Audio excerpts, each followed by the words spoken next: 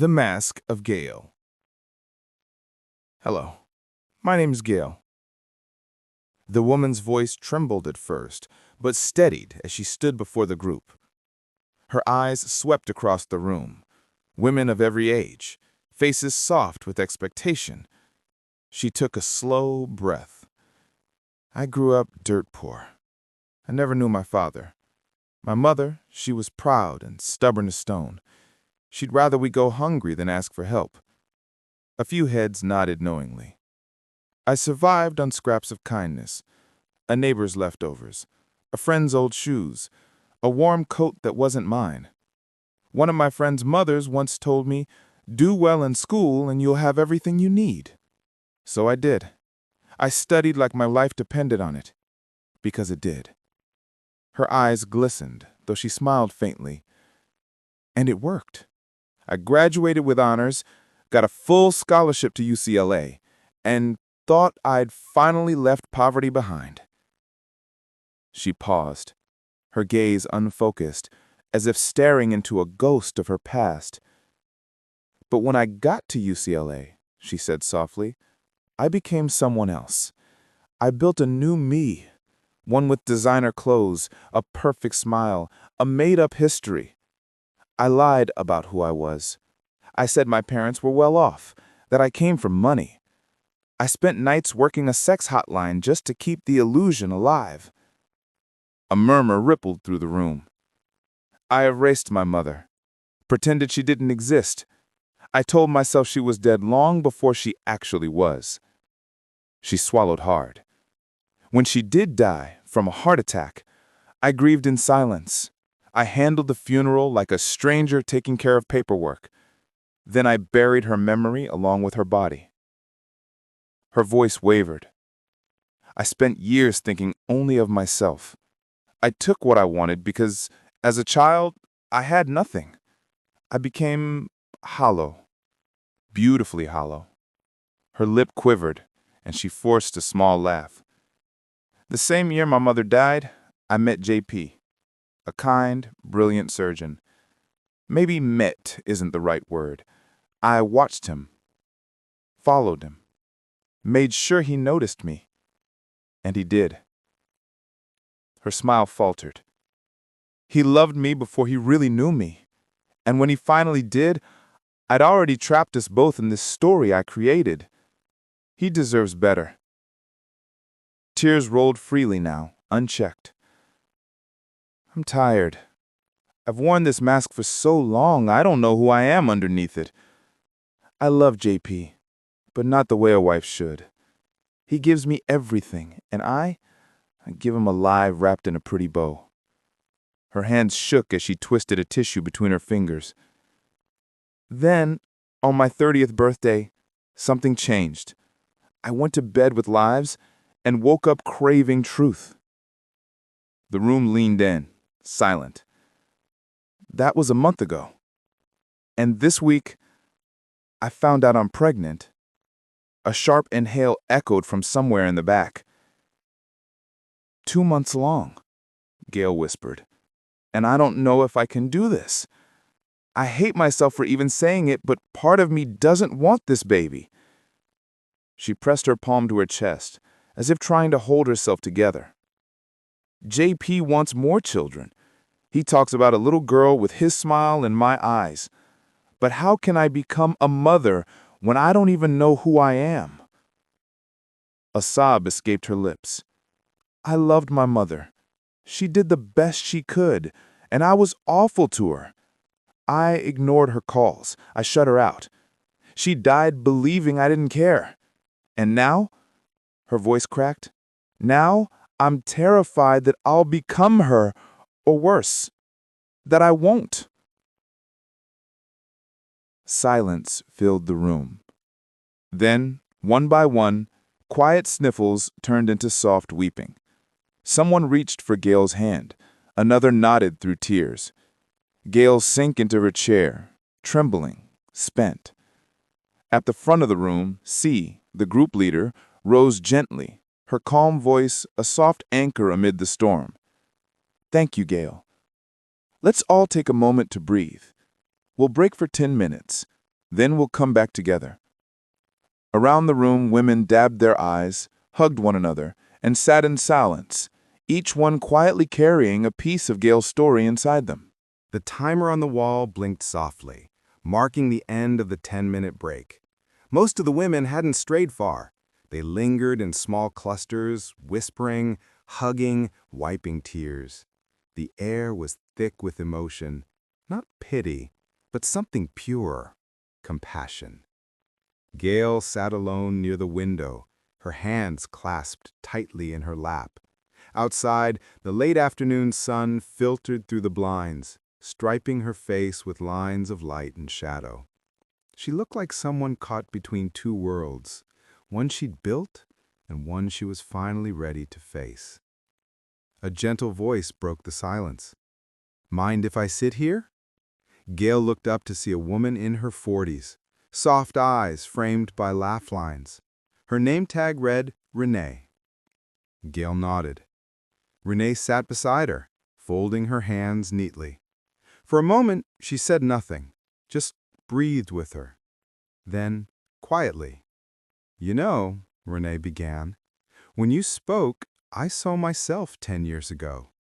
Different story, same ache." Gail's lips parted, but no words came. "I used to pretend too," Renee continued. "Pretend I was happy, that my marriage was fine, that my past didn't hurt. But pretending is exhausting, isn't it?" Gail gave a weak laugh. "It's like running a marathon in high heels." Renee smiled softly. "And now you're taking them off." For the first time, Gail met her eyes. There was no judgment there, only recognition. Renee reached into her purse and handed Gail a small folded photo. "That's my daughter," she said. "I was terrified when I found out I was pregnant. I didn't think I could love anyone when I didn't even love myself. But that little girl, she showed me how to." Gail traced the edge of the photo with trembling fingers. "I don't even know where to start," she whispered. "Start small," Renee said gently. "Tell JP the truth. Tell your child when the time comes, the truth. And tell that little girl inside you, the one who went hungry, that she's safe now." Gail's throat tightened. "I don't know if I'm brave enough."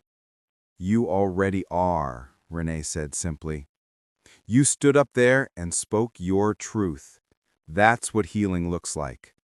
A single tear slid down Gail's cheek, not from pain this time, but release. The sound of chairs scraping echoed through the room as C returned to the front. "All right, ladies," she said, her voice warm and steady. "Let's come back together.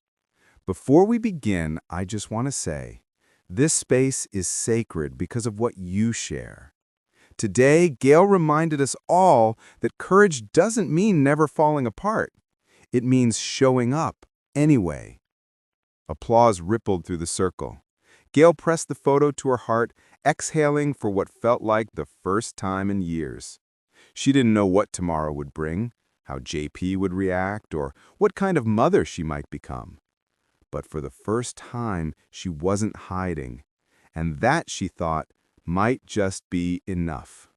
The second day of the group, Gail began with what happened at home the previous night, stating that the house was quiet that night.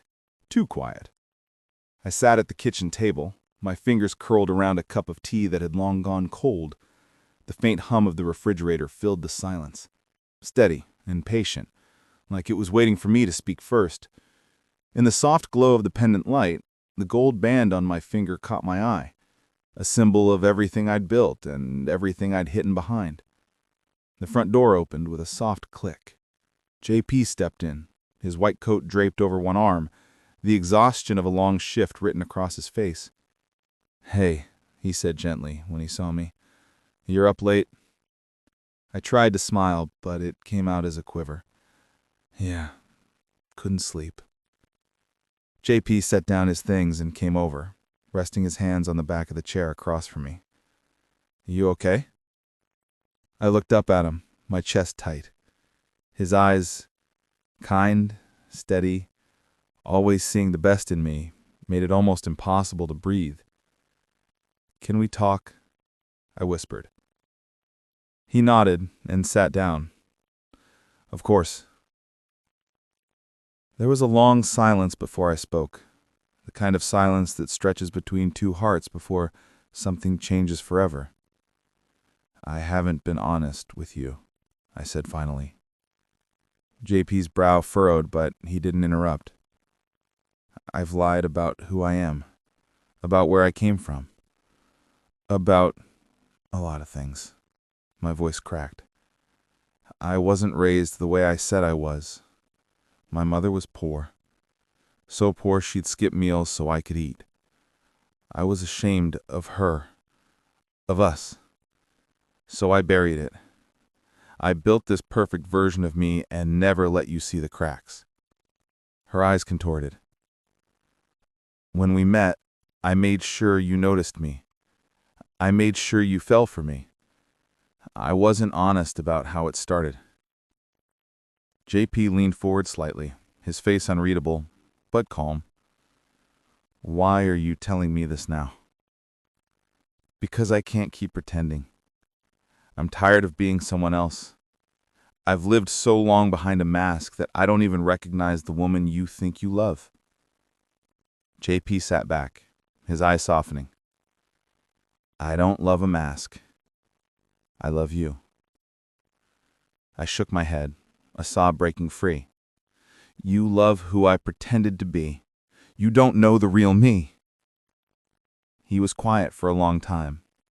Then, softly, then show me. I flicked up, startled. Show me who you really are, he said again. Start now. I'm listening. I covered my face with my hands, my shoulders shaking. JP, there's more. I found out I'm pregnant. JP's eyes widened. For a heartbeat, time stood still. Then slowly he reached across the table, his hand trembling slightly. You're pregnant? He whispered. I nodded, tears streaming down my cheeks. 2 months, and I don't know how to feel. I'm scared. I don't even know who I am. How can I be a mother? JP came around the table, kneeling beside her. He took my hands in his. You don't have to have it all figured out. We'll figure it out together. I don't deserve you. He cupped my face gently. You deserve love. You deserve peace. You've carried this alone for too long. I leaned into him, crying into his chest. Years of guilt, fear, and self-loathing poured out, until all that was left was quiet, raw, exhausted truth. After a long silence, JP whispered, Tell me about her, your mother. I blinked through my tears. She was strong. Too strong, for my own good. I worked my hands raw so I could dream, and I hated her for it. But now, I understand. He pressed his hand to my stomach. JP kissed my forehead, softly. Then maybe this baby isn't here to break you. Maybe it's here to help you heal. I closed my eyes, letting the words sink in. For the first time in years, I didn't feel like I was running. I was still scared, but now I wasn't alone. And as JP held me in the quiet kitchen light, I realized something I never thought possible. The truth didn't destroy my life. It finally began.